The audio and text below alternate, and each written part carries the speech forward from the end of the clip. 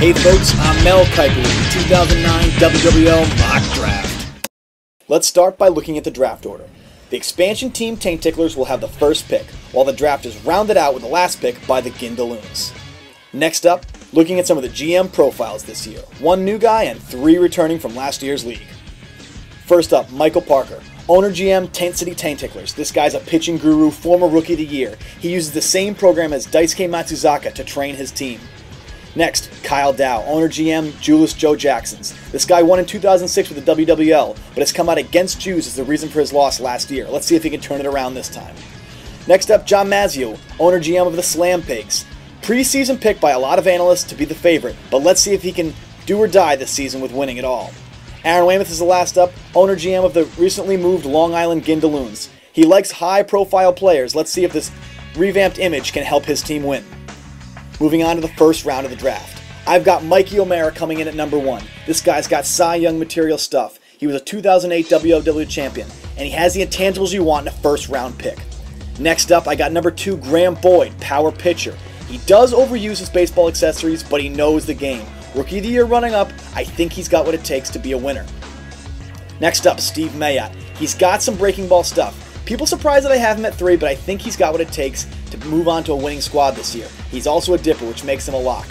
Number 4, Corey Zwerlin. He's got speed, team spirit, he's focused. Look for him to be chasing down fly balls in the outfield. He's also got some tenacity that year with his beard. Next up, second round. Still some gems to be found here. A lot of talent in this second round this year.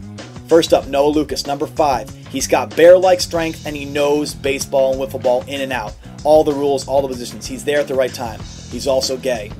Next, Tom Tamston at number 6. This guy's got chest hair like a lion. He's a vocal leader of the clubhouse, and you want him on the bench if their fight breaks out at any point during the season. Next, Luke Murphy. He's got height. His missing tooth gives him that woot woot, and he's a dipper extraordinaire. He's going to be a positive influence on any team. Next, Sal Diana at number 8. He spent last year in the minors, but I think this gives him an advantage. He's seen how all the teams play, he knows every squad. He's a great team cheerleader, and Mr. Nice Guy brings out the guns. Moving on to the final round. Still some talent left here, not the top notch though. First, Damian Gunther, number 9 pick. I think he's got calculated precision, and he's an upgraded model from last year's D2000. He doesn't make any unnecessary movement. Next, Ben Carr. This man plays like a man possessed. Look at his eyes. He's got that Mickey Mantle farm boy appeal. He's a moneyball player. He's got Samson's golden locks. A lot of strength there. Finally, with number 11, Gaspar Cimedi. Look for him to go opposite field. He's got a greasy slider, knuckle curve, and creates a smoke screen at the plate, which makes it harder for players to throw strikes on him. Finally, Pat Feehan. I have him going last. He is a Jew. If you pick him, God have mercy on your team. You probably will lose.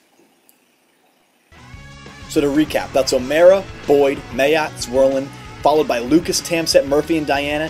Final round going Gunther, Carr, Cimedi, Feehan. It looks to be a great season.